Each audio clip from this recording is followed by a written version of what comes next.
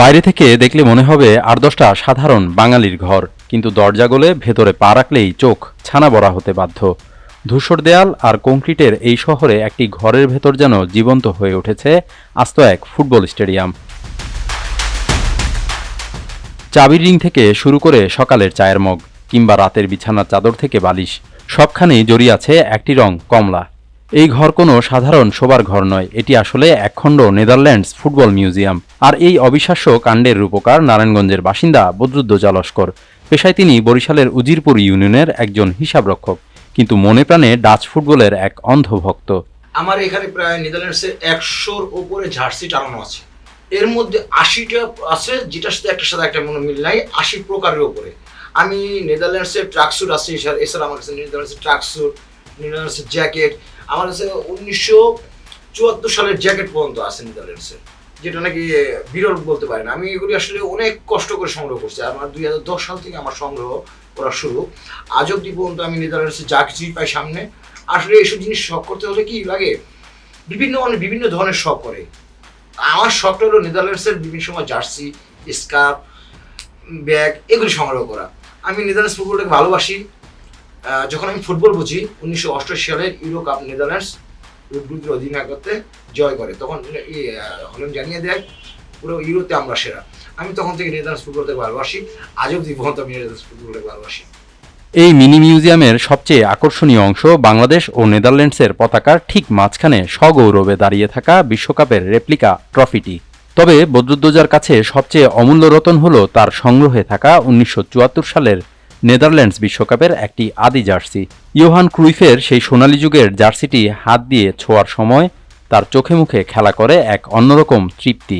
আমার 1974 সাল থেকে শুরু করে আজ অব্দি পর্যন্ত সমস্ত রকম জার্সি আছে, এবং সবচেয়ে বড় বিষয় আমার গায়ের পরনে যে জার্সিটা দেখছেন সেটা কিন্তু জোহান ক্রুইফের 1974 সালের জার্সি। আর 74 সালের জার্সির কিন্তু আলাদা একটা বৈশিষ্ট্য আছে, এটা কিন্তু আপনি দেখেন 2 স্টেপের জার্সি। 1974 সালে নেদারল্যান্ডস ফুটবল টিম 3 স্টেপের জার্সি পরে মাঠে নেমেছিল। আর জোহান ক্রুইফের সাথে চুক্তি ছিল হলো পুমার তখন চুক্তিতে কিন্তু 2 স্টেপের জার্সি ছিল। জোহান ক্রুইফ পুমার প্রতি এত বেশি আর কি অ্যাট্রাক্টেড ছিল, উনি এত বেশি পুমাকে ভালোবাসতো, পুমার সাথে চুক্তিবদ্ধ ছিল, সেই কারণে সে বলছিল যে আমি 2 স্টেপের জার্সি ছাড়া আমি মাঠে নামবো না। ইতিহাসের প্রথম কোন প্লেয়ার এবং একমাত্র প্লেয়ার যে নাকি নিজ দল অন্য স্টেপে জার্সি পরে খেললো, সে কিন্তু অন্য স্টেপে 2 স্টেপে জার্সি পরে খেলেছিল। 74 সালের জার্সিটা আপনি দেখেন, এটার মধ্যে মায়া আছে, কারণ এই টোটাল ফুটবল শুরু হয়েছিল, আজকে আমরা যে ফুটবল দেখছি সেটা কিন্তু 74 সালের ফুটবল থেকে এসেছে। টোটাল ফুটবলকে ভালোবাসি, আমি জোহান ক্রুইফকে ভালোবাসি, আমি নেদারল্যান্ডস ফুটবলকে ভালোবাসি। তবে এই ডাচ ভক্তের ঘরে কিন্তু ভিন্ন মতাবলম্বীদেরও বাস। ঘরে যখন বিশ্বকাপ আসে তখন এই পরিবারে তৈরি হয় আরেক মিনি বিশ্বকাপ। বদরুদ্দোজা লস্কর একা নেদারল্যান্ডসের ডেরা আগলে রাখলেও তার স্ত্রী আর্জেন্টিনার কট্টর সমর্থক, আর 2 ছেলে তারা আবার 4 বারের বিশ্ব চ্যাম্পিয়ন জার্মানির ভক্ত। ফলে ফুটবল ম্যাচ চললে এই ঘরে যে নিত্যদিন মিষ্টি খুনসুটি আর হাসির জোয়ার বইবে তা তো বলাই বাহুল্য। এরকম পাগলামি আসলে আমরা খেলার জন্য খুব কমই দেখি। তো ওনার যে কালেকশন, যে মনে হয় যে না খেলার জন্য উনি একমাত্র যে সাপোর্ট করে, এত পাগলামি, তো এটাতে আমরা কিছু বলি না, এনজয় করি। আমরা অনেক সময় বসুন্ধরাতে গেলে উনি খেলাধুলার যে সবগুলি থাকে ওগুলিতে বলো যে তুমি একটু দাঁড়াও, আমি সব একটা রাউন্ড দিয়ে আসি। তো দেখা যায় দেখতে দেখতে আমি অনেকক্ষণ দাঁড়িয়ে থাকি, পরে অনেক সময় রাগ হয়ে যায় এতক্ষণ, তো বলে যে না হল্যান্ডের কিছু নতুন আসছে নাকি, এটা একটু দেখলাম। না ঝগড়া বিবাদ হয় না, এটা নিয়ে আমরা সবাই মোটামুটি এনজয় করি যে এক একটা দলের সাপোর্ট করে। উনি ওনারটা নিয়ে হ্যাপি থাকে, উনি আলাদাভাবে খেলা দেখতে মজা পায়। অন্য রুম মানে ওনার রুমে উনি কাউকে অ্যালাউ করে না যেদিন খেলা হয়, তো আমরা আবার অন্য পাশ থেকে ওইটা এনজয় করি। না এটা তো আসলে বিয়ের আগের থেকে যার যার দল নিয়ে সাপোর্ট করা। তো আসার পর দেখলাম যে ওনার এই পাগলামি, তো ওনার পাগলামি দেখে তো আমি আমার দল চেঞ্জ করতে পারি না, যেহেতু আমি আগে থেকে আর্জেন্টিনা করি, আমি চাই যে আমার দলই বিশ্বকাপটা নেই। দ্বিতীয় পছন্দ যেহেতু হাজবেন্ডের এত পাগলামি দেখি নেদারল্যান্ডসের জন্য, তো ওনার দলটা চাই যে দ্বিতীয় পছন্দ যদি আমাদেরটা না পায় ওনারটা যেন পায়, এটা আশা করি। আমরা সবসময় দেখে আসছি যে বাবা যেই দল করে ছেলেরাও সেই দল করে। তো প্রথমে আর কি বাবা ইউটিউবে আমাকে অনেক খেলা দেখাইছিল, অনেক দেশে, যেমন Italy, Spain, Germany, Netherlands, Argentina, Brazil. তো আমি বাবারে বলছি যে বাবা আমার কাছে তো জার্মানির খেলা ভালো লাগছে, বাবা বলছে যে তাহলে তুমি চাইলে জার্মানি করতে পারো। তো ওই সময় থেকে আসলে জার্মানির খেলাও ভালো লাগে, এবং সেই জন্য জার্মানি যেহেতু 4টা বিশ্বকাপও আছে, মানে সেই জন্য আর কি আমি জার্মানি সাপোর্ট করি। আমি জার্মানি সাপোর্টার। আশা করি এবার জার্মানি জিতবে, কিন্তু নেদারল্যান্ডসের জন্য শুভকামনা রইল।